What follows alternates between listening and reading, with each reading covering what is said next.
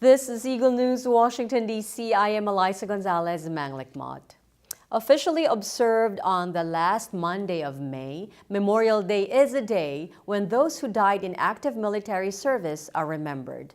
Korean War veteran Dempsey Allen shares with EBC his recollection of what was once called the Forgotten War. Melissa Allen with the story. Corporal Dempsey Edward Allen was only 16 years old when he joined the National Guard, and at 18 joined the U.S. Army. Born in 1932 and raised in Florida, Corporal Allen's decision to join the Army was influenced by the military heritage in his family and also a sense of duty to serve his country. I've got a uncle that was in World War I, several cousins that fought in World War II, and a brother that fought in World War II. And then I come along and got in the Korean War. It was just assumed that if your country needed you, you was going to join.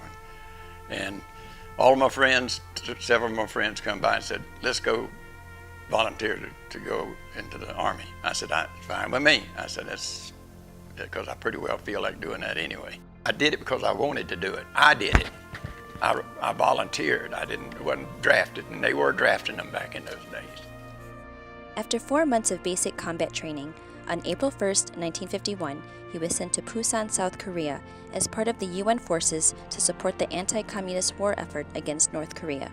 Despite resulting in millions of casualties, including over 33,000 Americans, the Korean War has been largely unrecognized. That's the reason I wear this cap so much. It was called the Forgotten War. And in fact, they didn't even call it a war for a long time. They called it a police action. Corporal Allen was on the front lines of the Korean War, serving in the mortars and machine gun units, and decades later, he still experiences vivid flashbacks of traumatic events from the war and has long suffered from post-traumatic stress disorder. In spite of these hardships, he maintains a positive outlook on his time in the military. It was the best thing that ever happened to me and the worst thing.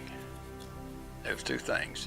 Because for one thing, you do learn discipline, and I mean hard discipline in there. There's going to be things that you don't like. And if you got a job you don't like, you're going to have to get up and go to it. And, so at that part, having the discipline and the training and all that, most anybody will hire a soldier. He credits his wife Jeanette and children for helping him get through tough times both during and after the military, and for motivating him to strive towards living a normal life. I never let it get the best of me there. I just was determined to live a normal life, and that's what I did. Of course, I had a wonderful daughter and a wonderful son, and when you have that, then you got to do your best. When asked how civilians can show their appreciation for the military, Colonel Allen said there are many ways to do so. Well, they can do it by personally say thank you for your service, which I've gotten more of that than anything else. But also I've had strangers come up and buy me a meal, Jeanette and I a meal, several times they've done that. There's different things, different ways you can show it.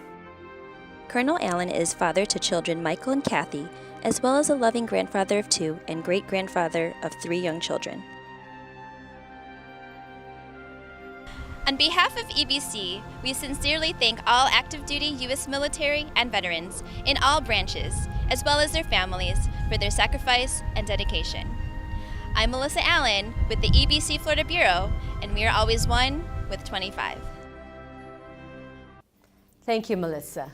That is today's Eagle News, Washington, D.C. Join us again tomorrow for stories that matter to you.